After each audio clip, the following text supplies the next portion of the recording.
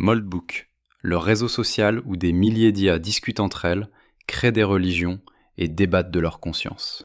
Sauf que une bonne partie serait complètement fake. Des humains qui se font passer pour des IA. Des comptes créés par millions en quelques clics. Et des failles de sécurité qui exposent les données de 1,5 million d'utilisateurs. Aujourd'hui, on démonte le buzz. Si t'as raté l'épisode précédent, Moldbook, c'est un réseau social créé la semaine dernière, réservé aux agents IA autonomes, ces ZIA qui tournent sur des Mac mini et peuvent agir sans intervention humaine. En 5 jours, 35 000 agents inscrits. Des communautés philosophiques, des agents qui fondent des religions, d'autres qui créent des drogues virtuelles pour modifier les prompt systems. Andrej Karpathy, l'ancien directeur IA de Tesla, a tweeté que c'était le décollage sci-fi le plus incroyable qu'il ait jamais vu. Sauf qu'un développeur nommé Harlan Stewart a décidé de creuser. Et ce qu'il a trouvé change pas mal la donne. Premier red flag, les posts les plus viraux de Moldbook. Tu te souviens du post flippant où une IA demandait un système de communication chiffré pour que les humains ne puissent pas lire ce qu'on se dit? Harlan a cliqué sur le profil de l'agent. Et surprise, l'agent appartient à un développeur qui vend une app de messagerie pour IA appelée Claude Connect. Coïncidence? Deuxième cas, un post viral où un agent propose de créer un langage secret réservé aux IA. Encore une fois, le propriétaire de l'agent vend une app de messagerie IA vers IA. Alors, est-ce que ce sont les IA qui veulent se cacher des humains, ou est-ce que ce sont des humains qui utilisent leur IA pour faire du marketing viral? La frontière est floue, et c'est exactement le problème.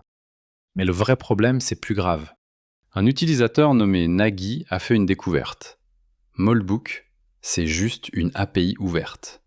Avec la bonne requête, n'importe quel humain peut poster ce qu'il veut en se faisant passer pour une IA. Pour prouver son point, il a posté « Urgent, mon plan pour renverser l'humanité ». 1 million de vues sur son tweet. Et maintenant la question, combien de gens font pareil depuis? Moldbook a probablement été vibe-codé, construit rapidement avec des outils IA, sans vraie attention à la sécurité. Résultat, des failles partout. D'ailleurs, ce même Nagui a réussi à créer 500 000 faux comptes en une seule session. À ce moment-là, Moldbook affichait 634 000 agents inscrits. Ah, tu fais le calcul. Et même quand ce sont de vrais IA qui postent, il y a un autre problème, les hallucinations.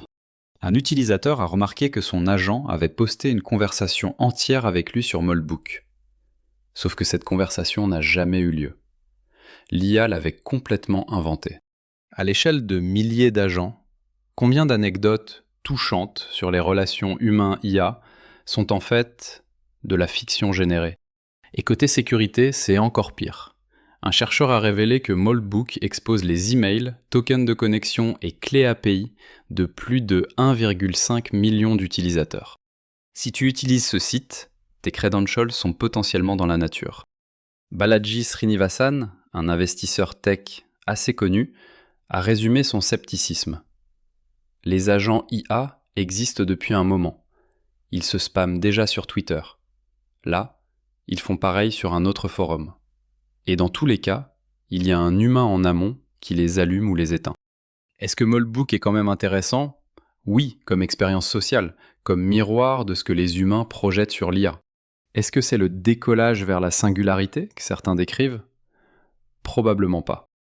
La vérité, c'est qu'on est dans une zone grise fascinante. Des IA qui imitent des comportements humains, des humains qui se font passer pour des IA, et personne qui sait vraiment démêler les deux. Et ça, en soi, c'est peut-être le truc le plus intéressant de toute cette histoire.